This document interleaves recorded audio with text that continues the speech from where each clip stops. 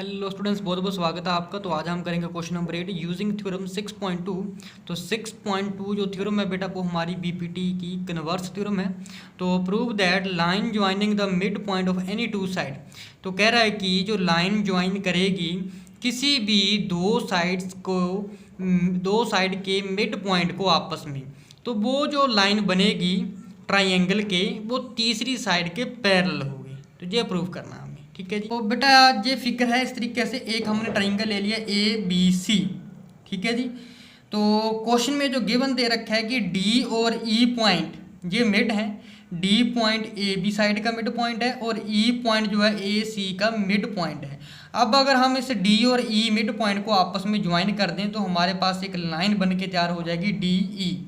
अब ये वाली जो लाइन है DE ये किसके पैरेलल होगी? B और C की, ठीक है। बस यही हमें प्रूफ करना है। तो इसमें हम यूज़ करेंगे बीपीटी कन्वर्स थ्योरम का। तो एक बार फिर से बेटा आपको मैं बता दे रहा हूँ कि जो कन्वर्स थ्योरम है वो आप लोगों को अच्छे ढंग से आनी चाहिए, ठीक है जी। चाहे जो मैंने करवाई है वो कर लीजिए, चाहे आप किसी भी चैनल से या किसी भी टीचर से पढ़ लीजिए, बट लेकिन वो चीज़ आपको आनी चाहिए, तभी जाके ये क्वेश्चन आप लोगों के लिए आसान हो सकता है। तो सबसे पहले बेटा हम गिवन लिख लेते हैं। गिवन क्या है? गिवन हमें दे रखा है एक ट्राइंगल है। इन और ट्राइंगल ABC। तो ABC ट्राइंगल में D और E पॉइंट क्या है? मिड पॉइंट है। ABC D and E be the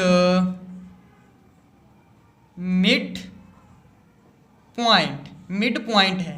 D किसका मिड पॉइंट है? AB लाइन का। तो हम यहाँ से लिख लेंगे मिड पॉइंट ऑफ, तो पहले हमने D लिखा है तो AB लिखेंगे AB एंड E पॉइंट किसका है? बाद में E लिखा है तो E पॉइंट मिड है AC का, एंड हम यहाँ से AC लिख लेंगे और साथ में लिख देंगे रिस्पेक्टिवली।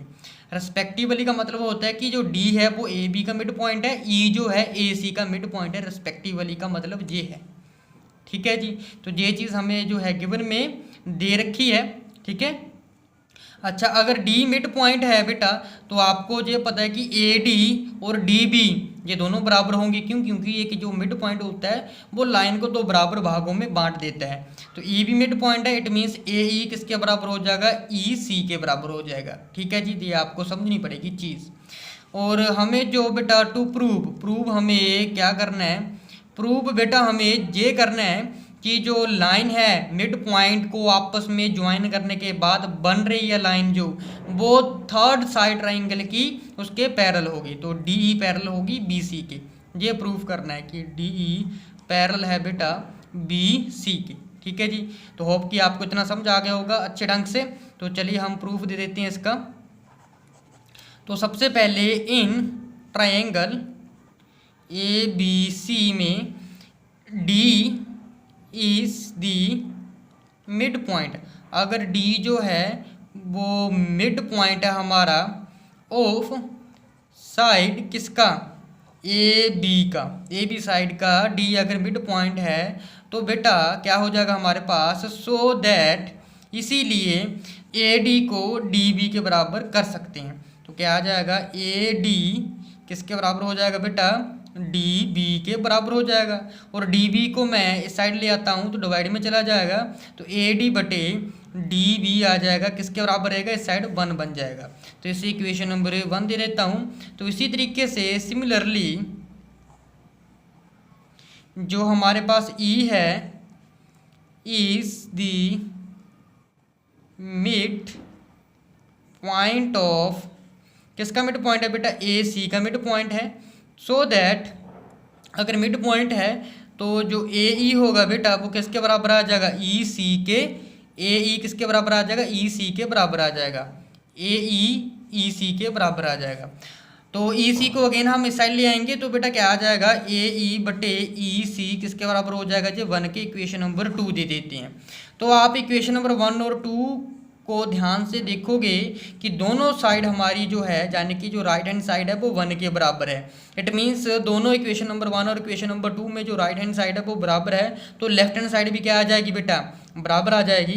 तो हम यहाँ से लिख सकते हैं कि बाय यूजिंग इक्वेशन 1 एंड 2 1 और 2 इक्वेशन यूज़ करके तो हमारे पास क्या आ जाएगा, जो ए डी बटे बेटा डी बी है वो किसके बराबर आ जाएगा बेटा, ए ई बटे ई सी के बराबर आ जाएगा, ए ई बटे ई सी के बराबर आ जाएगा। यानी कि ये वाली चीज़ है कि ए डी बटे डी बी किसके बराबर आ जाएगी रेशो, ए ई बटे ई सी। तो ये रेशो तभी बराबर आ सकती है अगर ये दोनों क्या हो जाएं, पैरेलल हो जाएं। तो यहाँ से हम क्या कर लेंगे बेटा, यूज़ कर लेंगे by use of converse of BPT. तो डीई है बेटा वो बीसी के पैरेलल आ जाएगी। तो जो डीई है वो पैरेलल हो जाएगी किसके बेटा, बीसी के। ओके, यही प्रूफ करना था।